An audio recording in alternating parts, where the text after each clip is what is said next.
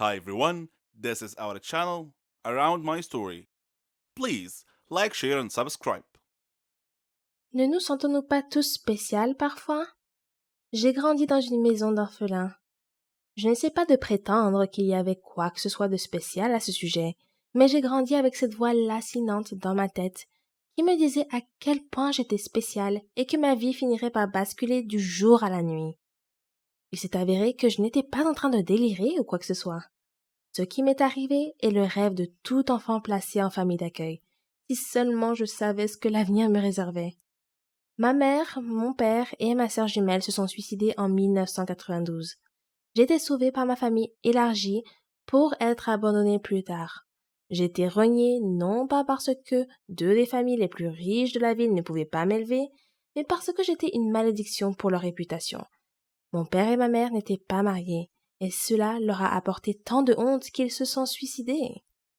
Quelques mois plus tard, un beau jour, je me suis réveillée dans un foyer pour enfants. Je suis maintenant orpheline. Je n'ai absolument aucun souvenir de mes parents, ni même de ma sœur jumelle. Mais je me souviens très bien de ma famille éloignée. Ils m'ont abandonnée quand j'avais 6 ans. Mon oncle est un homme d'affaires extrêmement riche. Il n'a jamais été vraiment méchant avec moi. En fait, il m'a placée dans ce qu'on peut appeler une maison de luxe. Bien qu'il ait promis de me rendre visite tous les week-ends, il ne l'a jamais fait. J'étais placée dans une chambre de taille moyenne avec 4 autres filles. Rosaline, Claire, Bella et moi, Rachel. Elles étaient toutes habillées de chemises de nuit propres, mais elles étaient toutes de la même couleur, vert pâle. Madame Milton, notre tutrice, m'a donné une robe similaire enfilée. J'avais l'impression d'être admise dans l'armée des enfants. Nos cheveux étaient toujours attachés en un chignon serré. Nous nous ressemblions toutes. Madame Milton n'était pas la personne la plus gentille que l'on puisse rencontrer, mais elle n'était pas méchante non plus. La maison était divisée en 2 sections, une pour les garçons et une pour les filles.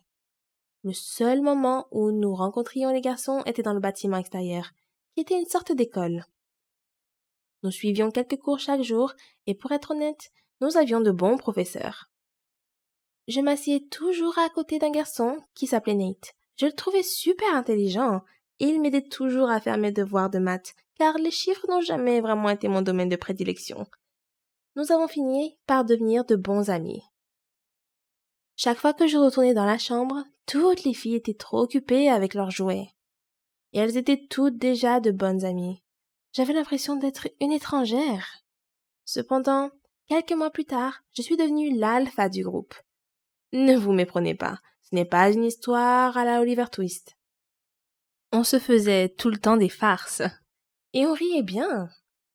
Je veux dire, qu'être dans une famille d'accueil n'est pas exactement des vacances, alors nous tirions le meilleur parti d'une mauvaise situation. Quand les filles s'endormaient le soir, je faisais semblant de dormir jusqu'à ce que Madame Milton se soit endormie elle aussi. Ensuite, je regardais par la minuscule fenêtre et je commençais à compter les étoiles une par une. J'en ai nommé une après mon père, une après ma mère, une après ma sœur et enfin une après Nate. Je restais debout toute la nuit, rêvant jusqu'à ce que je m'endorme. Madame Milton nous réveillait vers 6 heures du matin pour prendre le petit déjeuner et aller en classe. Cela a duré comme ça pendant des années et des années. Les jours se ressemblaient tous, sauf le week-end, qui n'était pas vraiment un week-end. Cela signifiait seulement que nous avions le droit de manger du dessert. J'ai toujours été une petite fille extrêmement curieuse. Et si Nate et moi sommes devenus si proches, c'est parce qu'il était curieux lui aussi. Nous n'avions aucune idée du monde extérieur.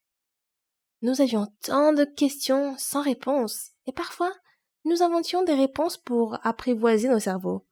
Les filles avaient des parents qui leur rendaient visite pendant le week-end, mais moi, je restais dans ma chambre. Parfois, je pleurais, et parfois je fermais les yeux en essayant d'imaginer à quoi ressemblait ma mère. Un jour, pendant le cours de sciences, Nate m'a demandé qui me rendait visite le week-end. Je n'ai jamais répondu. J'ai fait semblant de ne pas l'entendre. Mais dans un moment d'extrême confusion et de tristesse, j'ai écrit quelque chose sur un morceau de papier et je lui ai passé. Il disait « Sortons d'ici ». Nous avions 12 ans à l'époque. Je ne me souciais pas du tout des conséquences. Tout ce qui m'importait, c'était de sortir d'ici et de découvrir ce qui se passait dans le monde extérieur. Je voulais retourner chez mon oncle, même s'il ne voulait pas de moi. Nate a regardé le papier, l'a plié en deux, l'a avalé, et il m'a fait signe de tête. Je n'étais pas sûre de ce qu'il voulait dire par ce signe de tête, jusqu'à ce que, à minuit, alors que je regardais les étoiles avec lesquelles je me suis liée d'amitié depuis des années, j'entendisse le glissement d'un papier sous la porte. Je me suis levée rapidement et le papier disait « Retrouve-moi à l'école dans 5 minutes ». J'ouvris lentement la porte et descendis en courant. Nate et moi sommes restés là, maladroits, ne sachant pas quoi faire. Nous avons commencé à discuter d'un plan de fugue. Mais sérieusement, que pouvaient faire 2 enfants pour s'échapper d'un énorme bâtiment entièrement gardé? Nous étions plus intelligents que vous ne le pensez. La semaine suivante, nous avons étudié tous les déplacements dans le bâtiment. Quand les gardes de sécurité changeaient d'équipe, quel professeur quittait la classe plus tôt. Nous avons même mémorisé les heures auxquelles Madame Milton devait aller aux toilettes. Nous avions un plan solide.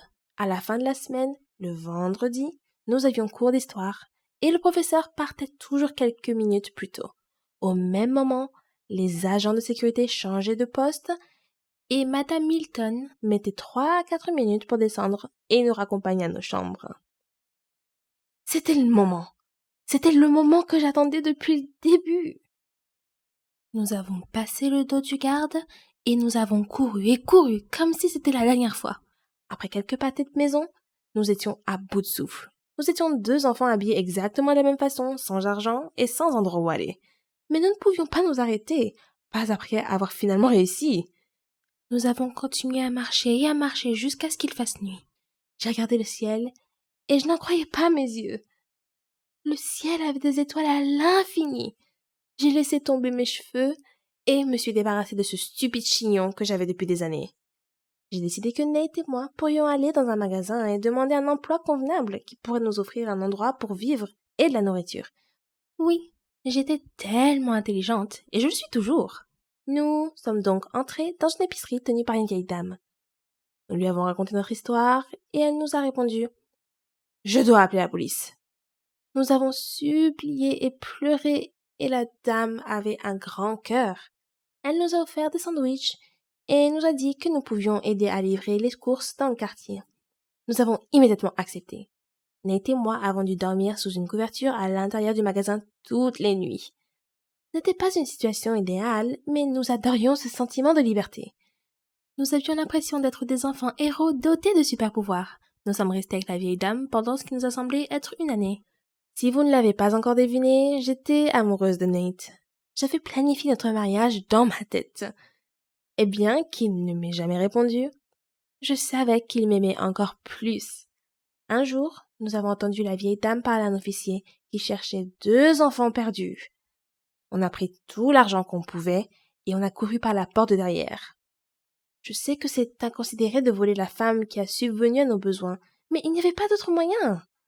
Nous avons rapidement arrêté un taxi et demandé au chauffeur de conduire le plus loin possible. Il nous a jeté un regard bizarre, mais lorsque nous lui avons montré l'argent, il a commencé à conduire. À ce moment-là, Nate m'a pris la main pour la toute première fois et m'a dit « Ça va aller ». J'ai senti mon cœur fondre sur le sol. Mais le bruit de la circulation m'a ramené à la raison. Le chauffeur de taxi conduisait bizarrement, mais aucun de nous n'était vraiment familier avec la conduite. Donc nous n'avons jamais vraiment fait attention. J'ai regardé Nate et j'ai dit « Nous devons trouver mon oncle. Il est riche, il peut nous aider. Tu peux te cacher dans ma chambre ou il peut même nous adopter. Je ne sais pas. » Ma voix était tremblante. Nate a répondu « Hé, calme-toi. Je te promets que tout va bien se passer.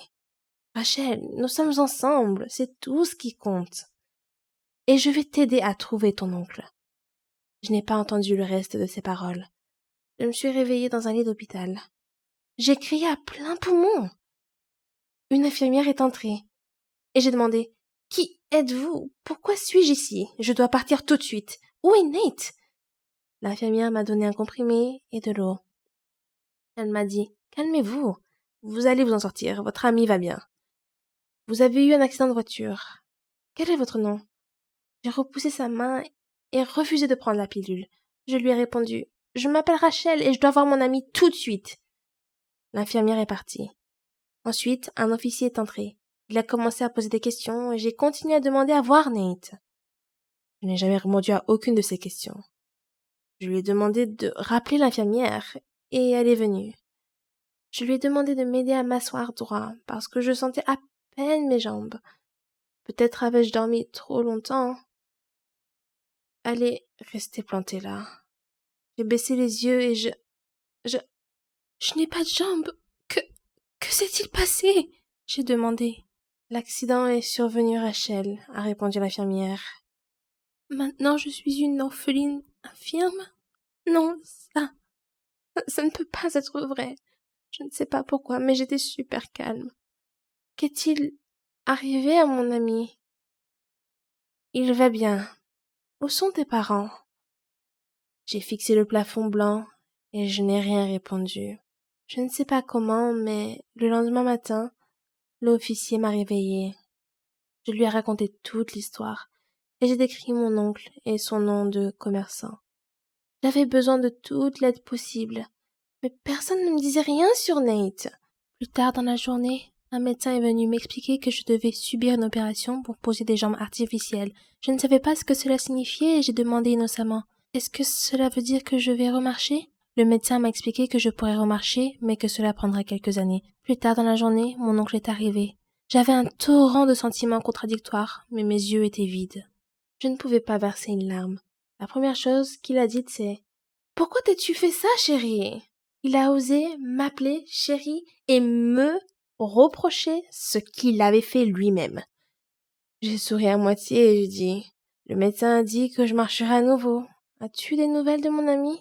Il m'a dit que Nate avait une commotion cérébrale et était dans le coma. Et c'est là que mes yeux de glace ont fondu. Je me sentais coupable. C'était moi qui l'avais fait fuir. Si je n'avais pas été là, il aurait peut-être été en bonne santé maintenant. Oncle Todd, tu peux appeler le médecin pour moi? Ai-je demandé. Le médecin était très compréhensif, même s'il n'avait pas une idée précise de ce qui se passait. Il m'a expliqué que Nate irait bien. Et je l'ai cru. Mon oncle a payé pour mon opération, et pour le séjour de Nate aussi. C'est déroutant. S'il avait un si grand cœur, pourquoi m'a-t-il envoyé dans une famille d'accueil? J'ai perdu le fil des jours. J'aurais voulu être de retour à l'orphelinat, assise à côté de Nate pendant qu'il m'aidait à faire mes devoirs. Un mois plus tard, Nate allait mieux. Je l'ai vu quelques fois, et j'étais capable de faire quelques pas avec l'aide des infirmières. Mon oncle me rendait visite de temps en temps, et je voyais bien qu'il essayait de se faire pardonner. Mais n'était-ce pas un peu trop tard? 6 mois plus tard, nous avons tous deux été renvoyés à l'orphelinat avec des rapports indiquant que Nate risquait une attaque cérébrale et que je ne pouvais pas marcher ou rester debout trop longtemps. Mon oncle nous a proposé de rester chez lui, mais nous savions tous les deux qu'il ne le pensait pas. De retour à l'orphelinat, nous avons été traités différemment. Ce n'était tout simplement pas la même chose. Les choses avaient changé et Madame Milton avait démissionné